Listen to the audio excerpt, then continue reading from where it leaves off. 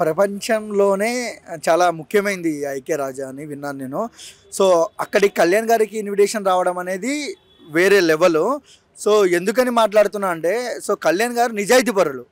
So, అది అందరికీ తెలిసిందే. ఆయన మంచితనం, ఆయన గొప్పతనం, ఆయన వ్యక్తిత్వం. సో, అలాంటి వ్యక్తిని అక్కడికి పిలిచడం అనేది ఇంకా అంటే గొప్ప వాళ్ళని పిలుస్తారండి అక్కడికి. అంటే దేశంలో చాలా తక్కువ మందికి, అరుదుగా నలుగురు మాత్రమే అవకాశం దక్కుద్దంట. మరి ఆంధ్రప్రదేశ్ రాష్ట్ర రాజకీయాల్లో ఎంతో మంది వచ్చారు. జగన్మోహన్ రెడ్డి గారు కానీ, చంద్రబాబు నాయుడు గారు కానీ, రాజశేఖర రెడ్డి గారు, సీనియర్ ఎన్టీఆర్ గారు, ఇంకో ఎంతో మంది వచ్చారు. కానీ వాళ్ళు ఎవరికి దక్కని అరుదైన గౌరవం అనేది పవన్ కళ్యాణ్కి దక్కడం కారణం ఏంటంటారు? కారణం అంటే, సో, వాళ్ళని తక్కువ చేసి జగన్ని, చంద్రబాబు గారిని, లోకేష్ గారిని వీళ్ళని తక్కువ చేసి మాట్లాడను. సో, వాళ్ళ క్రెడిబిలిటీ వాళ్ళకు ఉంది. సో, కళ్యాణ్ గారి గురించి మాట్లాడదాం మనం. కళ్యాణ్ గారు ద బెస్ట్ లీడర్.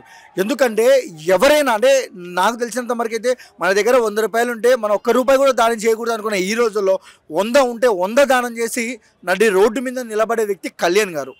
ఆయనకు సహాయం తప్ప, క్షమించే గుణం తప్ప, ఒకరికి నెగిటివ్ చెడు చేయాలి అనే తత్వమే లేని వ్యక్తి కళ్యాణ్ గారు అనే నేనైతే చెప్తా. మరి పవన్ కళ్యాణ్ గారు ఒకవేళ ఈ వేదిక మీద ప్రసంగించినట్లయితే తెలుగోడి గౌరవమే కానీ ముఖ్యంగా మన ఆంధ్రప్రదేశ్ ఉప ముఖ్యమంత్రి ఆయన స్థాయి, ఆయన పార్టీ నాయకుల స్థాయి అనేది ఏ స్థాయిలో ఉండబోతుంది, ఎలా ఉంటుందంటారు? కళ్యాణ్ గారి గురించి ఏం మాట్లాడాలి? ఇప్పుడు చిన్న ఎగ్జాంపుల్ చెప్తాను నేను. సో, ఒక మీటింగ్లో డిప్యూటీ అంటే చాలామంది సీఎంలు ఉన్నారు. సో, నరేంద్ర మోడీ గారు వచ్చారు.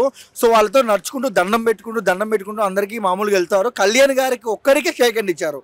సో, అక్కడే తెలుసుకోవచ్చు కదా ఆయనకు ఎంత గొప్ప వ్యక్తో, ఎంత నిజాయితీపరుడో. సో, ఢిల్లీ నుంచి వచ్చిన నాయకులు సైతం మా పక్కన ఉండేది పవర్ స్టార్ పవన్ కళ్యాణ్ గారు అన్నారు. అది ఆయన శక్తి, అది ఆయన స్థానం. మోడీ గారే గతంలో తుఫాన్ అని చెప్పి ఒక పోల్చి ఆయన్ని కూడా ఒక ఎలివేషన్ ఇచ్చారు. అంటే జాతీయ రాజకీయాల్లో పవన్ కళ్యాణ్ ముద్ర అనేది పడ్డదన్నట్రా?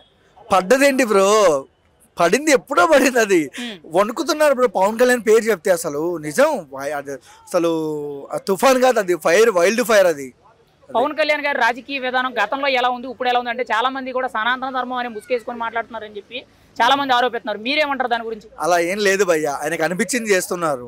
అలా అంటే ఒక సనాతన ధర్మం నుంచి ఆయన డిప్యూటీ సీఎం కాలేదు కదా. సో, దేవుణ్ణి అడ్డం పెట్టుకొని ఆయన డిప్యూటీ సీఎం అయింటే అయినాడు అనుకోవచ్చు.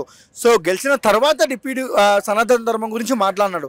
ఆ ఒక్క ఇన్సిడెంట్లో మాట్లాడినాడు, లడ్డు విషయంలో అప్పుడు మాట్లాడినాడు తప్ప తర్వాత ఎప్పుడు మాట్లాడలేదు. ఇప్పుడు మాట్లాడుతున్నాడా? మాట్లాడలేదు కదా. పవన్ కళ్యాణ్ గారు డిప్యూటీ సీఎం అయిన తర్వాత ఏ అనుకున్నా కానీ చేయగలిగే పొజిషన్లో ఉన్నారు. కానీ కొన్ని సందర్భాల్లో ఆయన సొంత డబ్బులు పెట్టి గతంలో పిఠాపురంలో ఎలక్ట్రిక్ పనిచేసే వాళ్ళందరికీ కూడా కిట్లు ఇచ్చారు. సొంత కిట్లు ఇచ్చినాడు. అంతకు ముందు గిరిజన ప్రాంతాలకు వెళ్ళినప్పుడు వాళ్ళకి చెప్పులు, వాళ్ళకి సొంతంగా బళ్ళు, రోడ్లు కూడా ఏం చేయరు.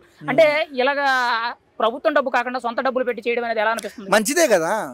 ఎప్పుడు ప్రభుత్వం అంటే కళ్యాణ్ గారికి అదర్ రాజకీయ నాయకులకి డిఫరెన్స్ ఏంటి? ఆయన సొంత డబ్బులు, ఇప్పుడు కళ్యాణ్ గారు గెలవక ముందుకే సొంత డబ్బులు పెట్టినాడు. సో, గెలిచిన తర్వాత ఆయనకి డబ్బులు ఎంత చెప్పు.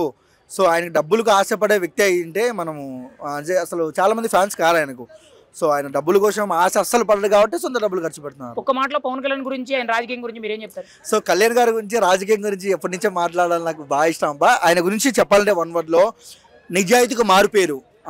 అసలు స్వార్థం లేని వ్యక్తి, అసలు మనిషి రూపంలో వచ్చిన దేవుడు. అంటే చాలామంది దేవుడు అని ఎందుకు అనకూడదు అంటారు, కానీ ఆయన దేవుడే. ఎందుకంటే సొంత డబ్బులు నువ్వు ఖర్చు పెట్టవు, నేను ఖర్చు పెట్టు, ఆయన ఖర్చు పెడుతున్నాడు, అందుకే ఆయన దేవుడు.